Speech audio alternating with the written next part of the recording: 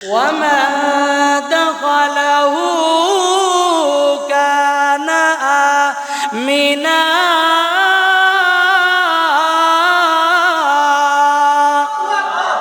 ولله على الناس حج البيت من استطاع إليه سبيلا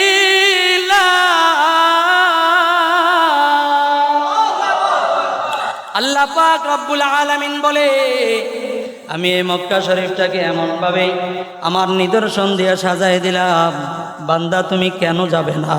মুসলমান ভাইয়েরা আমার, এবার চিন্তা করেন, একজন মানুষ আব্দুল্লাহ ইবনে মুবারক রাহমাতুল্লাহি আলাইহি তার কাছ থেকে দোয়া নিয়ে চলে আসলেন।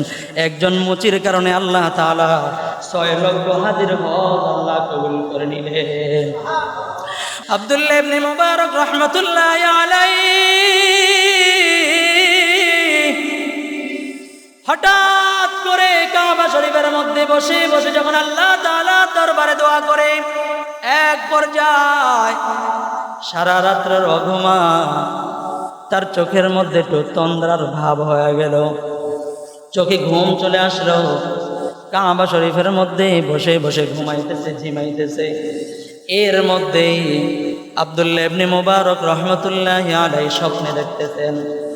স্বপ্নের মধ্যে দেখতেছেন মাথার পাশে 2 জন মানুষ, পায়ের কাছে 2 জন মানুষ। খেয়াল করে শোনেন, দুনিয়ার মানুষ যে যেই জায়গাতে শোনেন, খেয়াল করে শোনেন বাবা। আব্দুল্লাহ ইবনে মুবারক রাহমাতুল্লাহি আলাইহি কাবা শরীফকে সামনে নিয়ে তন্দ্রায় স্বপ্নের মধ্যে দেখতেছেন মাথার পাশে 2 জন মানুষ, এত সুন্দর চেহারা, সাদা জুব্বা পরিহিত, চুলগুলো লম্বা লম্বা, চুল থেকে মনে হয় যেন টপ টপ করে আল্লাহ তাআলার নূরগুলা বেয়ে বেয়ে জমিনের মধ্যে পড়তেছে। জোরে কোন আল্লাহু আকবার। তো আজকে যে বিষয়টা বলবো, আজকে সংক্ষিপ্ত আকারে এই বিষয়টা, হজের বিষয়টা সমাপ্ত করবো ইনশাআল্লাহ।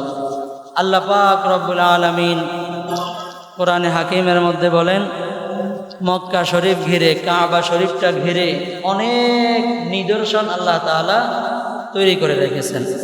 অনেক নিদর্শন, যারা গেছেন তারা বুঝছেন, দেখছেন, বুঝে আসছেন। এর মধ্যে একটা হলো কাবা শরীফের মধ্যে হজরে আসওয়াদকে আল্লাহ তাআলা স্থাপন করে দিয়েছেন। জোরে কোন সুবহানাল্লাহ। যেই কাবা শরীফ, যেই হজরে আসওয়াদ সম্পর্কে, এই পাথরটা ছিল জান্নাতের পাথর। পাথরটা কোথাকার ছিল? জান্নাতের। আল্লাহ রাসূল সাল্লাল্লাহু আলাইহি ওয়াসাল্লাম ইরশাদ করেন, ক্বালা রাসূলুল্লাহ সাল্লাল্লাহু আলাইহি ওয়াসাল্লাম, ইন্নাল হাজারাল আসওয়াদা নাযালা মিনাল জান্নাহ। এই হজরে আসওয়াদটা জান্নাত থেকে আল্লাহ তাআলা নাজিল করে দিয়েছেন। ওয়া হুয়া আশাদ্দু বায়াদাম মিনাল লাবান। এই হজরে আসওয়াদটা একেবারে দবদবে সাদা ছিল। কেমন সাদা ছিল? আল্লাহর রাসূল বলেন, আশাদ্দু বায়াদাম মিনাল লাবান। দুধ যেমন সাদা, দুধের চাইতেও হজরে আসওয়াদটা দুধের চাইতেও বেশি সাদা ছিল। জোরে কোন সুবহানাল্লাহ। ফাসাওয়াদাতহু খাতায়া বনি আদম। এই হজরে আসওয়াদ মানুষের গুনাহগুলো টানতে টানতে টানতে টানতে একেবারে কালো আকার ধারণ করে ফেলেছে। অর্থাৎ মানুষ যখন হজে যায়, উমরায় যায়, মানুষের গুনাহ এটা টেনে নিয়ে যায়। মানুষ গুনাহগারের চুম্বন, গুনাহগারের হাত, গুনাহগারের মুখ লাগতে লাগতে লাগতে লাগতে হজরে আসওয়াদ এটা সাদা ছিল। আল্লাহ তাআলা জান্নাত থেকে দুধের চাইতেও সাদা একটা পাথর পাঠিয়েছিলেন, আর মানুষের গুনাহের কারণে এই হজরে আসওয়াদটা কালো আকার ধারণ করে ফেলছে, কালো হয়ে গেছে। এখন যারা গেছেন, যারা যাবেন, তারা দেখবেন যে হজরে আসওয়াদ এখন আর দুধের চাইতে সাদা নাই, এটা কেমন হয়ে গেছে? কালো হয়ে গেছে, কালো। হজরে আসওয়াদ একটা নিদর্শন। জমজমের কূপ, এটা একটা নিদর্শন, মাকামে ইব্রাহিম একটা নিদর্শন। আল্লাহ তাআলা এগুলা বলতেছেন। তওয়াফ শেষ করে হাজিরা উমরাকারীরা এমন পানি পান করে যেই পানির ভিতরে আল্লাহ তাআলা পিপাসা নিবারণের এমন একটা গুণ দিয়েছেন, এবং ক্ষুধা লাগলে এই ক্ষুধা নিবারণের জন্য একটা গুণ এই পানির মধ্যে দিয়েছেন। জোরে বলুন সুবহানাল্লাহ। সাধারণত দুনিয়ার পানির মধ্যে কেহ যদি দুনিয়ার পানি পান করে, এই পানি পান করার কারণে শুধু মানুষের পিপাসা নিবারণ হয়, ক্ষুধা নিবারণ হয় না। একজন মানুষের 2-3 দিনের অনাহার, পেটের মধ্যে 2-3 দিনের ক্ষুধা তার লেগে আছে। বলেন তো কেহ যদি পানি পান করে তার ক্ষুধা নিবারণ হয়? না না, ক্ষুধা কিন্তু নিবারণ হয় না। আল্লাহ পাক রব্বুল আলামিন হজরে আসওয়াদের পাশে মক্কা শরীফের মধ্যে এমন একটা জমজম কূপ আল্লাহ তাআলা কায়েম করে দিয়েছেন, যেই জমজম কূপের পানি যদি কোনো বান্দা, কোন আল্লাহ তাআলার বান্দি পান করে, তার পিপাসাও নিবারণ হবে, ক্ষুধাও নিবারণ হয়ে যাবে। জোরে কোন সুবহানাল্লাহ। শুধু ক্ষুধাই নিবারণ হবে না, সে যদি কোনো অসুস্থতার কারণে এই পানি পান করার সময় আল্লাহ তাআলার কাছে দোয়া করে, আয় আল্লাহ, জমজমের পানি পান করতেছি আল্লাহ, এই বিশেষ পানি পান করার কারণে আল্লাহ তুমি আমার শরীর থেকে সব ধরনের রোগ ক্লান্তি আল্লাহ তুমি দূর করে দাও। এই নিয়ত করে যখন এই দোয়া করে, যখন হজরে এই জমজমের কূপের পানি যখন পান করে, আল্লাহ পাক রব্বুল আলামিন এই যে হজ করে ক্লান্ত হয়ে যায়, হাজিরা তাওয়াফ করে ক্লান্ত হয়ে যায়, অসুস্থ হয়ে যায়, এই জমজমের পানিটা পান করার কারণে আল্লাহ পাক রব্বুল আলামিন অসুস্থ ব্যক্তিকে পর্যন্ত সুস্থ করে দেয়। আবে জমজম খুরদ বুদম আবে শুরা কাই খুরাম, আবে জমজম খুরদ বুদম আবে শুরা কাই খুরাম, পাদশাহী করদ বুদম পাসে বানি কাই কুনাম। আল্লাহ পাক রব্বুল আলামিন লক্ষ্য করে বলতেছেন, এ দুনিয়ার মানুষ, এই কাবা শরীফের মধ্যে এমন এমন নিদর্শন কায়েম করে দিলাম। আল্লাহ তাআলা বলেন, ফীহি আয়াতুম বাইয়িনাতুম মাকামু ইব্রাহিম।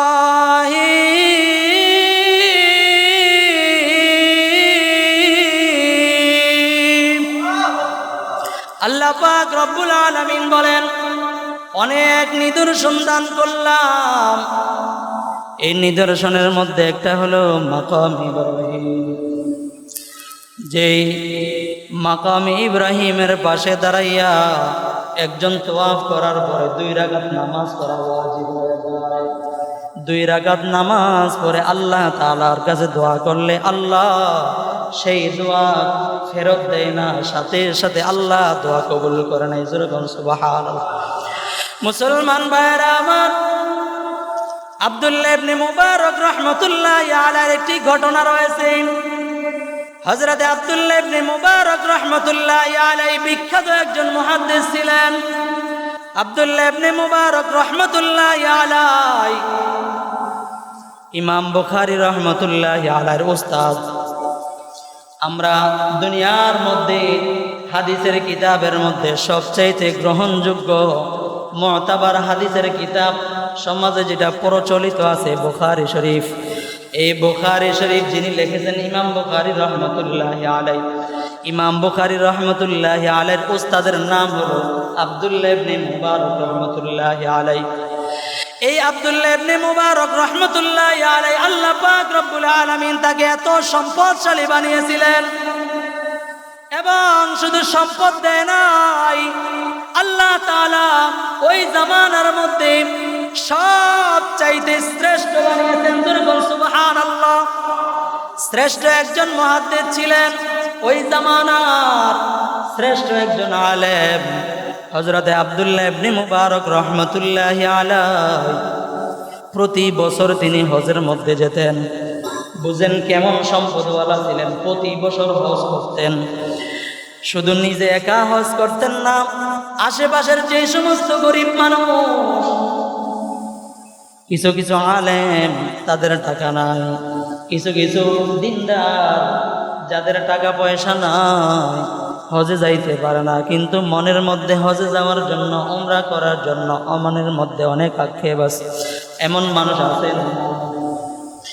হযরতে আব্দুল্লাহ ইবনে মুবারক রাহমাতুল্লাহি আলাইহি প্রতি বছর 1000 মানুষদেরকে, 1000 গরিব মানুষদেরকে আব্দুল্লাহ ইবনে মুবারক রহমাতুল্লাহি আলাইহি হজে নিয়ে যাইতেন। ফ্রি, 1 টাকাও নিতেন না। যেরকম সুবহানাল্লাহ। হযরতে আব্দুল্লাহ ইবনে মুবারক রহমাতুল্লাহি আলাইহি কাফেলা নিয়ে 1000 হাজীদেরকে নিয়ে হজের মধ্যে চলে গেলেন। হজের মধ্যে যাওয়ার পর হজ সবাই শেষ করে ফেলছেন। হজ শেষ করার পর মক্কা ছেড়ে যখন মদিনায় চলে যাবেন, এমন সময় আব্দুল্লাহ ইবনে মুবারক রহমাতুল্লাহি আলাইহি কাবার চত্বরে বসে বসে আল্লাহ তাআলার দরবারে দোয়া করে নামাজ পড়ে এক পর্যায়ে তাহাজ্জুদ শেষ করে বসে আছেন। আব্দুল্লাহ ইবনে মুবারক রহমাতুল্লাহি আলাইহি হঠাৎ করে কাবা শরীফের মধ্যে বসে বসে যখন আল্লাহ তাআলার দরবারে দোয়া করে, এক পর্যায়ে সারা রাত্রের অঘুমা, তার চোখের মধ্যে একটু তন্দ্রার ভাব হয়ে গেল, চোখে ঘুম চলে আসলো। কাবা শরীফের মধ্যে বসে বসে ঘুমাইতেছে, ঝিমাইতেছে। এর মধ্যেই আব্দুল্লাহ ইবনে মুবারক রহমাতুল্লাহি আলাইহি স্বপ্নে দেখতেছেন।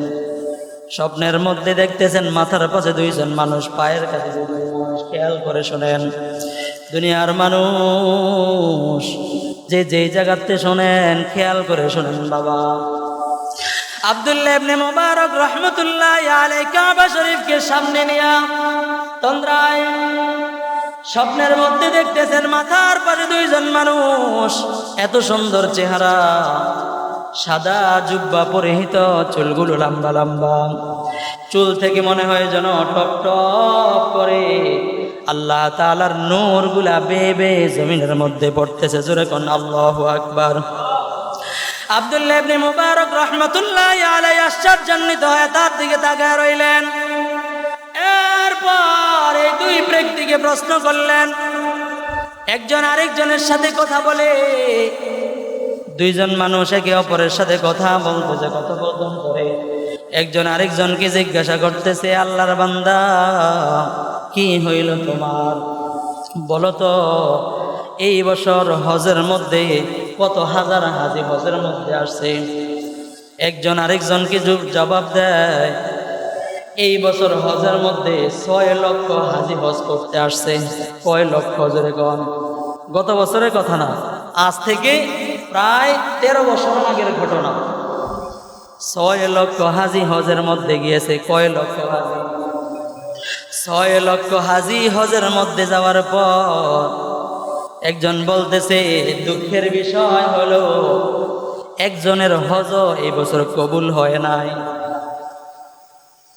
এত লক্ষ লক্ষ টাকা, এত অর্থ সম্পদ, এত কষ্ট করে হজ করলো, 6 লক্ষ হাজির হজ, একজনের হজ কবুল হয় না। পায়ের কাছে 2 জন লোক, তারা বলতেছে, এই শোনো শোনো, কারো হজ কবুল হয় নাই কথা ঠিক, কিন্তু একজন আল্লাহর গোলামের কারণে, আল্লাহর একজন পেয়ারা বান্দার কারণে 6 লক্ষ হাজির হজ আল্লাহ তাআলা কবুল করে নিয়েছেন। যেরকম সুবহানাল্লাহ। একজন মানুষের কারণে, একজন আল্লাহর পেয়ারা বান্দার কারণে আল্লাহ তাআলা ওই বছরের 6 লক্ষ হাজির হজ কবুল করে নিল। হযরতে আব্দুল্লাহ ইবনে মুবারক রহমতুল্লাহি আলাইহি হঠাৎ করে ঘুমের ভিতরে স্বপ্নের ভিতরে চমকায় গেলেন, হায় রে, আমি একজন শ্রেষ্ঠ মুহাদ্দিস মানুষ, শ্রেষ্ঠ একজন আলেম, দুনিয়ার হজ করতে আল্লাহ আসলাম, এত আলেম ওলামা হজের মধ্যে চলে আসলো, কিন্তু কারো হজ কবুল হয় নাই। একজন হজে একজন হাজির কারণে 6 লক্ষ হাজির হজ কবুল হয়ে গেল। এটা আবার কেমন বুজুর্গ, কেমন মানুষ, একটু দেখার দরকার। এটা কেমন মানুষ, এটা কোন বুজুর্গ মানুষ, তার সাথে তো দেখা করার দরকার আছে, তার সাথে সাক্ষাৎ করার দরকার আছে, তার সাথে দেখা করে তার সাথে দোয়া নেওয়ার দরকার আছে। এই জন্য হযরত আব্দুল্লাহ ইবনে মুবারক রহমতুল্লাহি আলাইহি স্বপ্নের ভিতরেই ওই আগন্তুক 2 ব্যক্তিকে লক্ষ্য করে বলে, আল্লাহর বান্দা, বলো না, যেই বুজুর্গের কারণে, যেই আল্লাহর বান্দার কারণে 6 লক্ষ হাজির হজ কবুল হয়ে গেল, এই বুজুর্গের বাড়ি কোথায়, এই বুজুর্গের পরিচয় কি, এই বুজুর্গের নামটা কি বলে দাও। এবার স্বপ্নের ভিতরে আগন্তুক 2 মানুষ, 2 জন লোক বলতেছে, ওই বুজুর্গের নাম হলো আলী ইবনুল মুওয়াফিক রহমতুল্লাহি আলাইহি। নাম হলো আলী ইবনুল মুওয়াফিক রহমতুল্লাহি আলাইহি। বাড়ি কই? বাড়ি হলো সিরিয়ায়। বাড়ি কোন জায়গায়? সিরিয়ায়। আর আব্দুল্লাহ ইবনে মুবারক রহমতুল্লাহি আলাইহির বাড়ি হলো ইরাকের মধ্যে।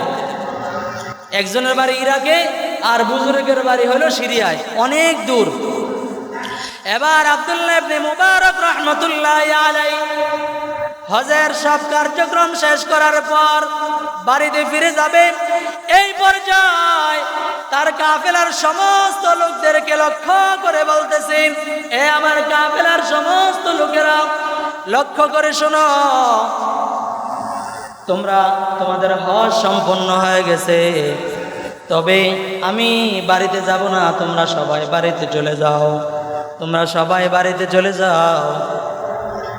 আর আমি এমন এক জায়গায় যাব, আমি সিরিয়াতে যাব, এমন একজন বুজুর্গের সাথে আমি সাক্ষাৎ করা লাগবে, আমার একটু কাজ রয়েছে।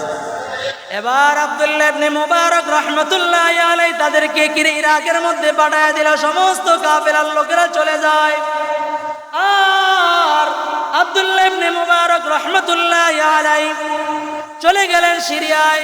সিরিয়ার ভিতরে গিয়া শহরের মধ্যে খুঁজতেছে, তালাশ করতেছে, ওই যে বুজুর্গকে তালাশ করতেছে।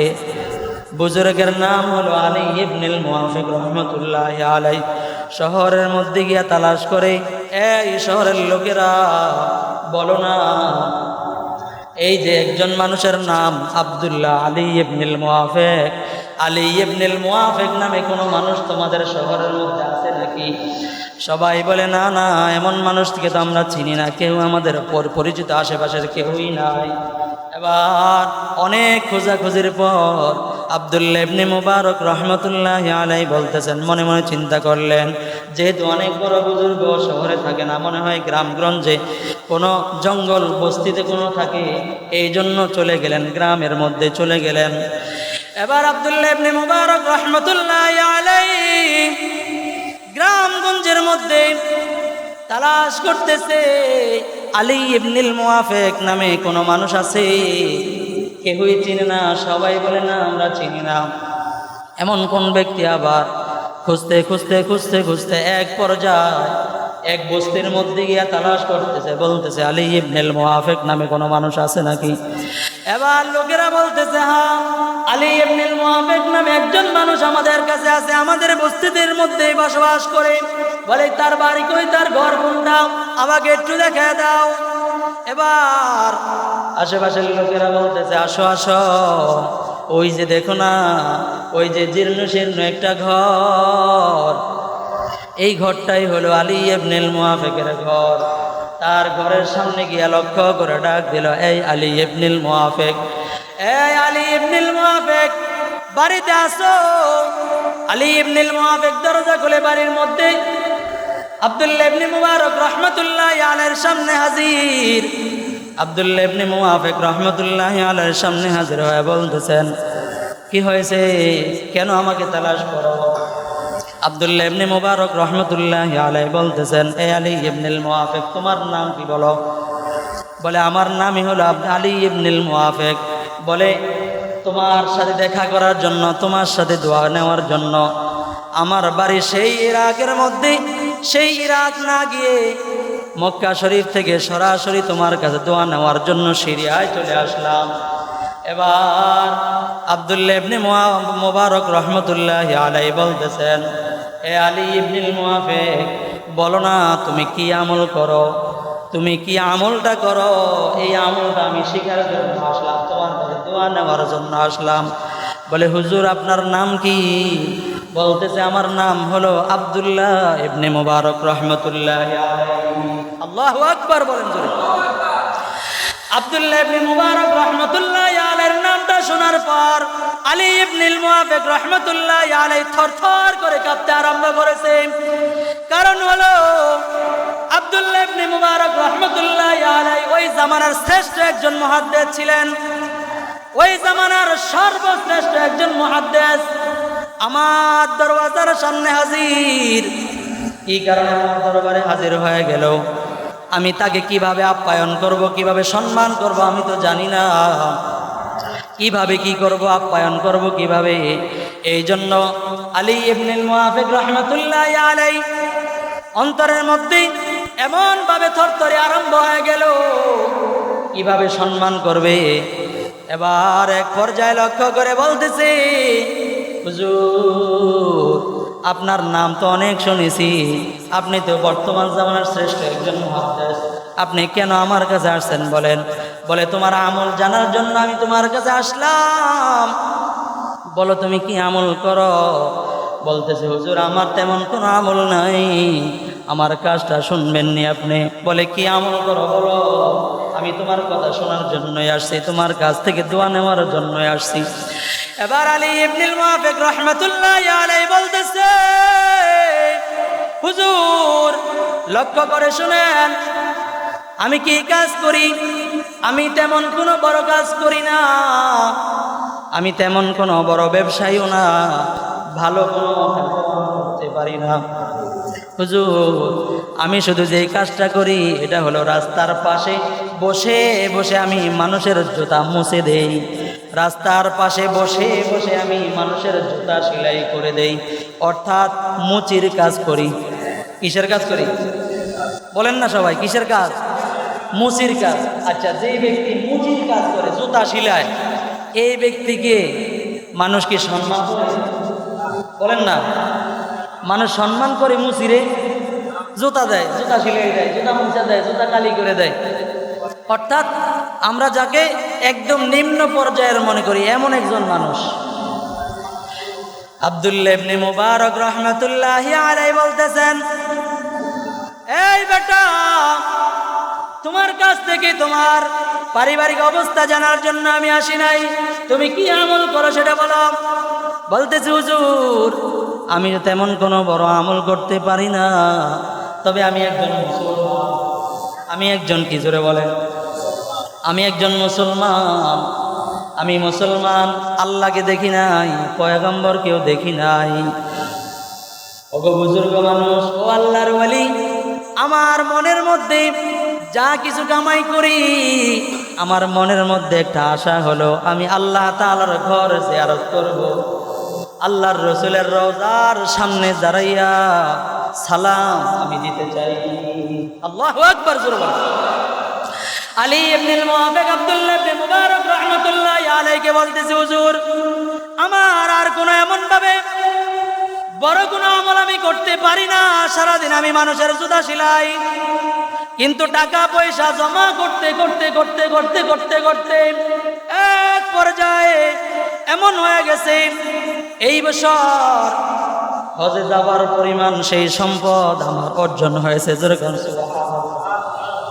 হুজুর মজার বিষয় হইল, সব কিছু ওকে হয়ে যাওয়ার পরেও আমি কিন্তু এই বছরেও মক্কা শরীফ যেতে পারি নাই, আমার মনের মধ্যে দুঃখ। হুজুর আমি কি দুঃখের কথা আপনাকে শোনাবো? বলে, বলো না কি হয়েছে তোমার?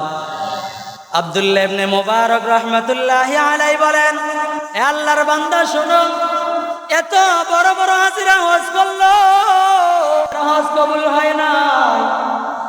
তোমার নাম ঘোষণা চলে আসছে, তুমি একজন আল্লাহর গোলাম। তোমার কারণে এই বছর 6 লক্ষ হাজির হজ আল্লাহ কবুল করে নিয়েছে। আব্দুল্লাহ আলী ইবনুল মুআফিক, তুমি বলো কি হয়েছে তোমার হজ যাওয়ার কাহিনীটা খুলে বলো। আলী ইবনুল মুআফিক রাহমাতুল্লাহ আলাইহি বলে, হুজুর, আমি যখন সব কিছু ওকে করলাম, সব কিছু ওকে হয়ে গেছে, পরের দিন সকালে আমি হজের সফরে রওনা করব।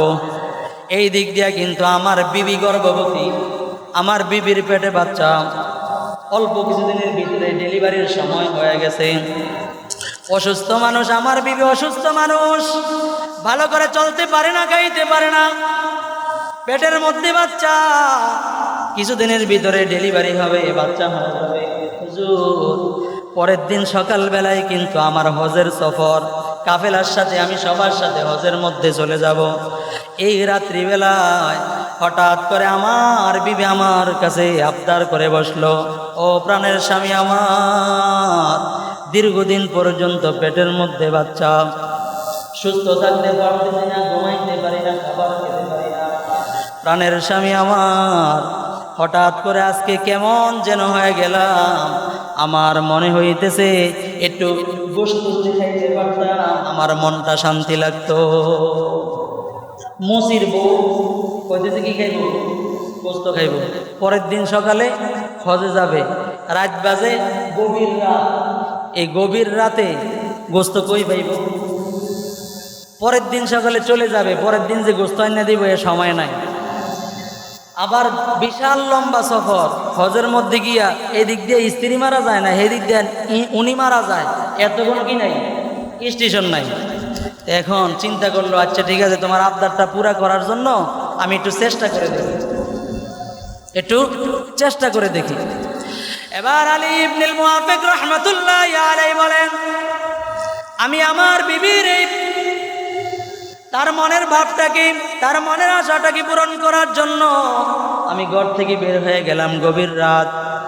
আমি যখন রাস্তা দিয়ে হাঁটতেছি, কিছু দূর যাওয়ার পর লক্ষ্য করলাম একটা ঘরের ভিতর থেকে গোশতের ঘ্রাণ পাওয়া যায়। কিসের ঘ্রাণ পাওয়া যায়? গোশতের ঘ্রাণ পাওয়া যায়। আগের জামানায় এমন ছিল, আশেপাশের মানুষ যদি হঠাৎ করে কোনো মেহমান আসতো অথবা খাবার থাকতো না, একজন আরেকজনের ঘরে গিয়ে বলতো, আমার এক বাটি ভাত দাও, কালকে দিয়ে এলাম, এক বাটি মুড়ি দাও, আমার শেষ হয়ে গেছে, হঠাৎ করে এক কাপ তেল দাও। কথা কোন ছিল না? মুরব্বীরা বলেন, দেখছেন, আমরাও দেখছি, এক বাটি মুড়ি দাও, আমার মুড়ি শেষ, কালকে দিয়ে দিব, আনলে দিয়ে দিব, আগামী সপ্তাহ বাজারে গেলে দিয়ে দিব। এমন হতো না, হতো না?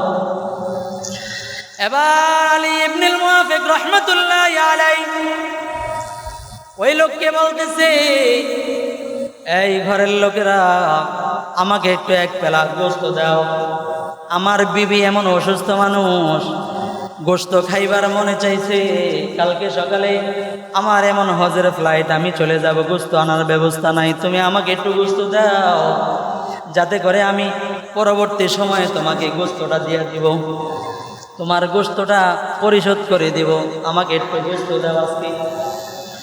ঘরের ভিতর থেকে আওয়াজ আসতেছে, এই আল্লাহর বান্দা, এই গোশতটা আমাদের জন্য হালাল, কিন্তু তোমার জন্য হালাল না। এই গোশতটা আমাদের জন্য হালাল, মানে ঘরে যারা আছে এদের জন্য হালাল, কিন্তু যে চাইতেছে তার জন্য কিনা হালাল না। হায়রে, কি কয়? হ্যাঁ, ও মুসলমান, আমিও মুসলমান, তো তোমার জন্য হালাল হলে আমার জন্য হারাম হবে কেন? চিন্তা আসে না, আসে না? এবার আব্দুল আলী ইবনুল মুআফিক রাহমাতুল্লাহ আলাইহি বলতেছে, এই আল্লাহর বান্দা, তোমাদের জন্য যেটা হালাল আমার জন্য সেটা হারাম হবে কেন? কি হয়েছে খুলে বলো। বলতেছে, এই আল্লাহর বান্দা, এই গোশতটা কেমন গোশত তুমি জানো না?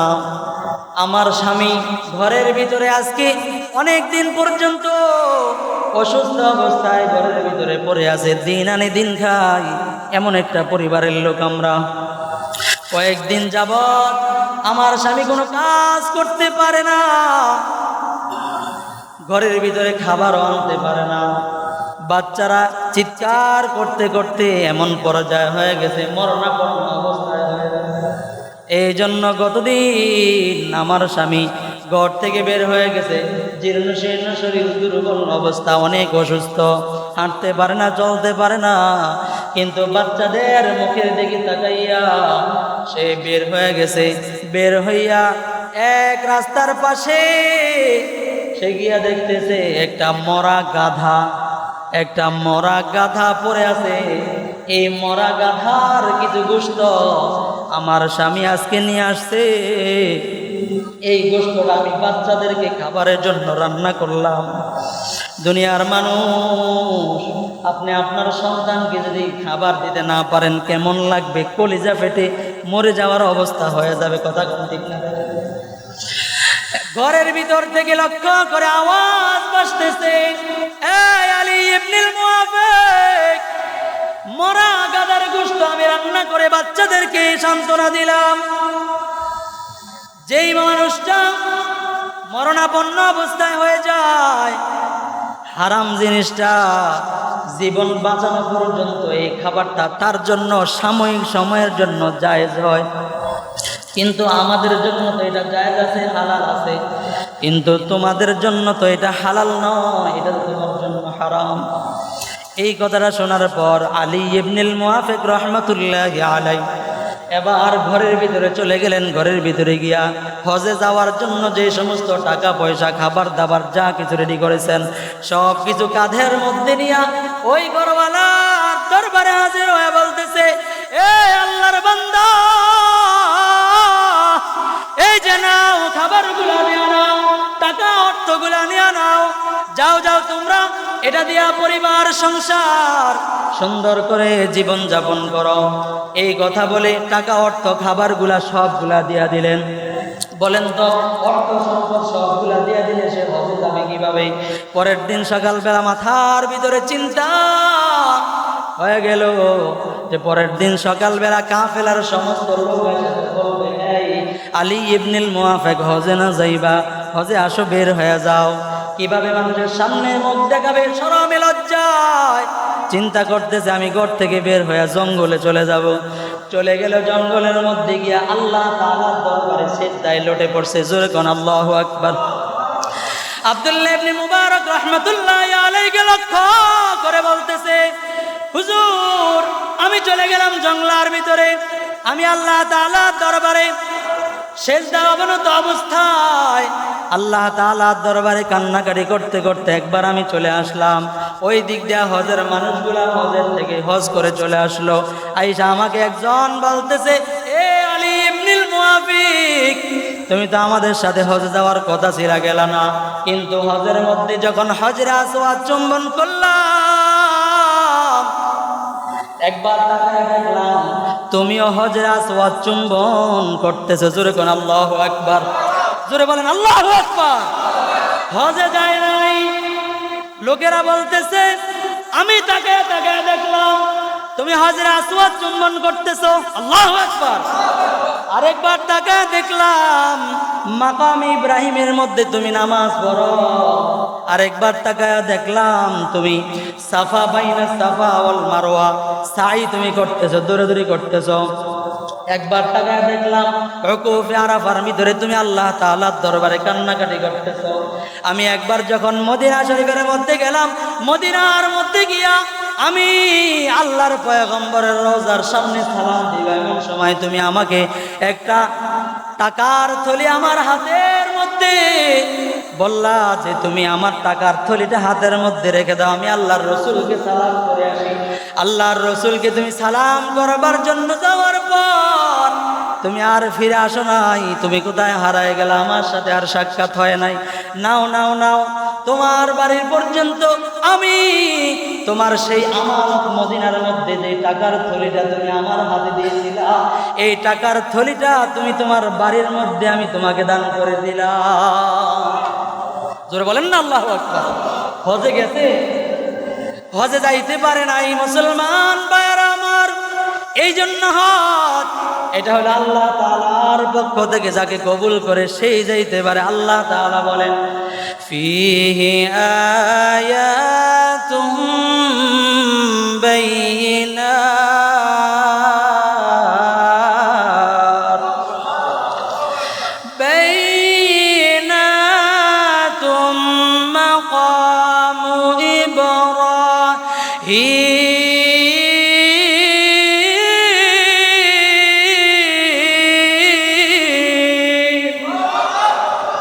আল্লাহ তাআলা বলেন আমি এটাকে এমন ভাবে নিরাপদ দান করে দিলাম, কোন শত্রু যদি মক্কা শরীফের ভিতরে ঢুকে যায়, সারা দুনিয়ার সবচাইতে খারাপ মানুষটাও যদি মক্কার ভিতরে ঢুকে যায়, আল্লাহ তাআলা তাকে নিরাপত্তা দান করেছেন। জোরে কথা বলুন আল্লাহু আকবার। একটা হিংস্র প্রাণী যদি মক্কা শরীফের ভিতরে ঢুকে, মক্কা শরীফের ভিতরে হিংস্র প্রাণীটার উপর কোনো আঘাত করা যায় না, নিরাপত্তা দান করেছেন কে? জোরে বলেন। এমন ভাবে আল্লাহ পাক রব্বুল আলামিন এমন নিদর্শনগুলো কায়েম করে দিলেন। মুসলমান ভাইরা আমার, আল্লাহ পাক রব্বুল আলামিন বলেন ওয়ামা দাখালাহু কানা আমিনা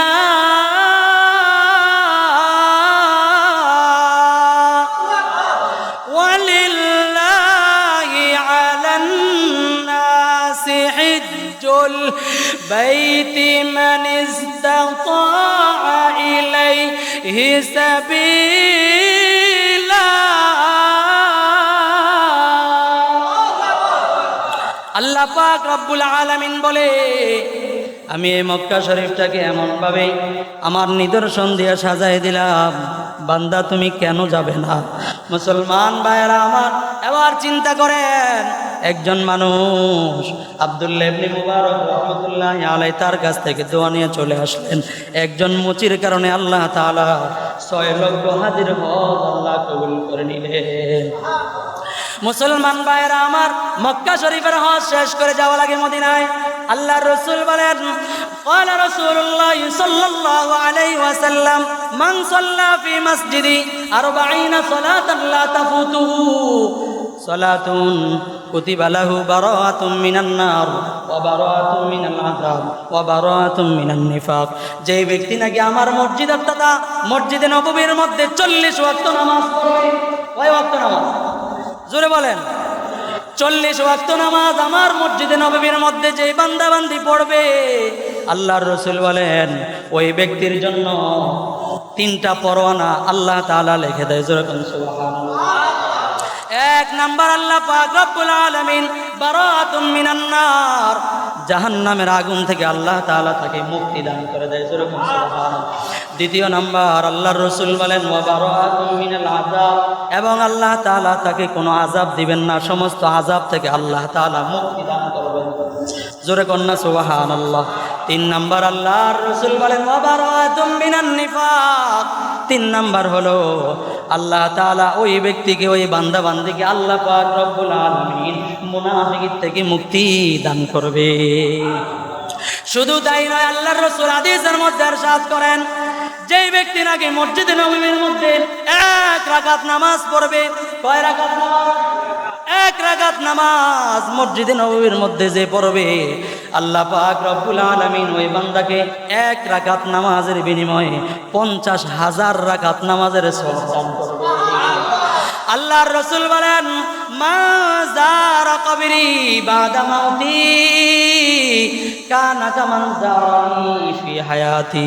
আল্লাহর রাসূল বলেন আমার ইন্তেকালের পরে যদি কোনো বান্দা বান্দি আমার রওজা জিয়ারত করে, আমার রওজা যদি কেউ জিয়ারত করে, ওই ব্যক্তি কেমন যেন আমি আমার হায়াতের মধ্যে থাকা অবস্থায় আমার সাথে সাক্ষাৎ করলে যেই পরিমাণ সওয়াব সে অর্জন করত, যেই পরিমাণ পাওনা সে পাওয়া যাইত, আল্লাহর রাসূল বলেন এই পরিমাণ পাওনা আল্লাহ তাআলা দান করে দিবে। আল্লাহর রাসূল বলেন ক্বালা রাসূলুল্লাহ সাল্লাল্লাহু আলাইহি ওয়াসাল্লাম মান যারা কবরি ওয়াজাবাত লাহু শাফাআতি। যে ব্যক্তি নাকি আমার রওজা জিয়ারত করে, কার রওজা ধরে বলেন? নবীজির রওজা। কার রওজা? যেই ব্যক্তি নাকি নবীজির রওজা জিয়ারত করে, আল্লাহর রাসূল বলেন ওই বান্দা বান্দির উপর কিয়ামতের ময়দানে সুপারিশ করা তার উপর আমার উপর ওয়াজিব হয়ে যায়। এই জন্যই এই মদিনা যাইতে রাজি আছেন তো নাই? জোরে বলেন না ইনশাআল্লাহ। মনে বড় আশা ছিল যাব মদিনায়, মনে বড় আশা ছিল যাব মদিনায়। সালাম আমি করব গিয়ে নবীর রওজায়,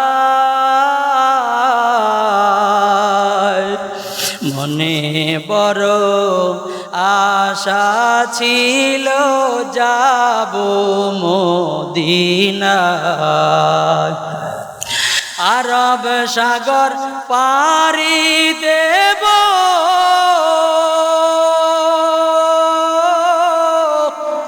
নাই গো আমার তরি, পাখি নই যে উড়ে যাব ডানাতে ভর করি। আরব সাগর পাড়ি দেব নাই গো আমার তরি, পাখি নই যে উড়ে যাব ডানাতে ভর করি। আশায় আছে সম্বল নাই করি কি উপায়, মনে বড় আশা ছিল যাব মদিনায়। ওই রওজার মধ্যে আল্লাহর রাসূল শুয়ে শুয়ে এখন আপনার জন্য আমার জন্য চোখের পানি ফালাইতেছে। আল্লাহর রাসূল কবরের মধ্যে জীবিত অবস্থায়, আল্লাহর রাসূল আমাদের মতো মৃত অবস্থায় নয়। আল্লাহর রাসূল কবরের মধ্যে মৃত না জীবিত? জোরে বলেন জীবিত। আল্লাহর রাসূল নিজে হাদিসের মধ্যে ইরশাদ করেন, আল্লাহর রাসূল বলেন আল আম্বিয়া ওয়া আহইয়া ফি কুবুরিহিম ইউসাল্লুন। শুধু জীবিত নয়, আল্লাহর রাসূল বলেন আল্লাহ তাআলার পক্ষ থেকে যত নবী আম্বিয়া কেরাম রাসূলগণ দুনিয়ার জমিনের মধ্যে ছিলেন আসছেন, আল্লাহর সমস্ত নবী রাসূল আম্বিয়া কেরামগণ কবরের ভিতরে কেউ মৃত নয়, সবাই কবরের ভিতরে জীবিত অবস্থায় আছেন। জোরে কোন আল্লাহু আকবার। আল্লাহর রাসূল সরওয়ারে দু আলম বলেন শুধু জীবিত নয়, ইউসাল্লুন, কবরের ভিতরে সমস্ত আম্বিয়া কেরামেরা নামাজরত অবস্থায় আছে। অনেক প্রমাণ আছে। আল্লাহর পয়গম্বরের বংশের একজন মানুষ সাইয়্যিদ আহমদ রেফাঈ রাহমাতুল্লাহি আলাইহি, শেষ করে দিব আজকেই, হজের আলোচনা সমাপ্ত করে দিব, শেষ করে দেই। সাইয়্যিদ আহমদ রেফাঈ রাহমাতুল্লাহি আলাইহি আল্লাহর রাসূলের একজন বংশের মানুষ, রেফাঈ গোত্রের অনেক বড় একজন বুজুর্গ ব্যক্তি সাইয়্যিদ আহমদ রেফাঈ রাহমাতুল্লাহি আলাইহি হজের মধ্যে চলে গেলেন। হজ করে আল্লাহর রাসূলের সেই মদিনার মধ্যে চলে আসলেন, কারণ মদিনা আমাদের জন্য যেমন প্রিয় আল্লাহর রাসূলের কাছেও তেমন প্রিয় ছিল। আল্লাহু আকবার। মদিনার জন্য, এই জন্য মদিনার ধুলাবালি যদি চেহারায় লাগতো, আল্লাহর রাসূল সাল্লাল্লাহু আলাইহি ওয়াসাল্লাম চেহারা থেকে ধুলাবালিগুলো মুছতেন না। আল্লাহু আকবার জোরে বলেন।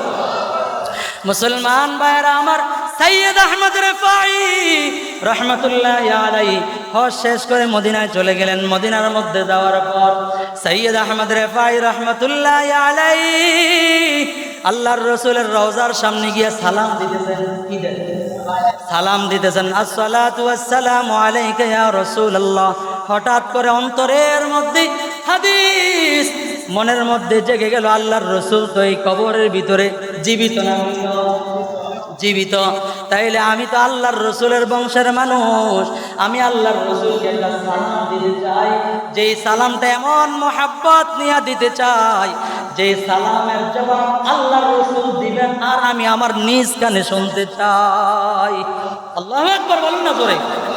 সৈয়দ আহমদ রেফাই রহমতুল্লাহি আলাইহি এমন ভাবে সালাম দিলেন, আসসালামু আলাইকা ইয়া জাদ্দি, অর্থাৎ ও নানা জান, ও নানা জান, আমি আপনার রওজার পাশে সালাম দিতেছি। আসসালামু আলাইকা ইয়া জাদ্দি, আপনার উপর সালাম বর্ষিত হোক হে আমার নানা। এই সালামটা দিয়া আল্লাহর রসুলের জবাব শোনার জন্য অপেক্ষা করতেছেন। সাথে সাথে দেখতেছেন আল্লাহর রসুলের রওজাত থেকে আওয়াজ ভেসে আসছে, ওয়া আলাইকাস সালাম ইয়া ওয়ালাদি, আল্লাহু আকবার। আল্লাহর রসুল সাল্লাল্লাহু আলাইহি ওয়াসাল্লাম কবর থেকে সৈয়দ আহমদ রেফাই রহমতুল্লাহি আলাইহি সালামের জবাব দিয়েছেন আওয়াজ করে। সেই আওয়াজ সৈয়দ আহমদ রেফাই শুনেছে। শুধু তাই নয়, সৈয়দ আহমদ রেফাই রহমতুল্লাহি আলাইহি মনের মধ্যে এমন ব্যথা নিয়ে, আশা নিয়ে আল্লাহ তাআলার কাছে দোয়া করতেছে আর বলতেছেন, আয় আল্লাহ, আমি তো আল্লাহর রসুলের একজন বংশের মানুষ, সালামের জবাব শুনলাম।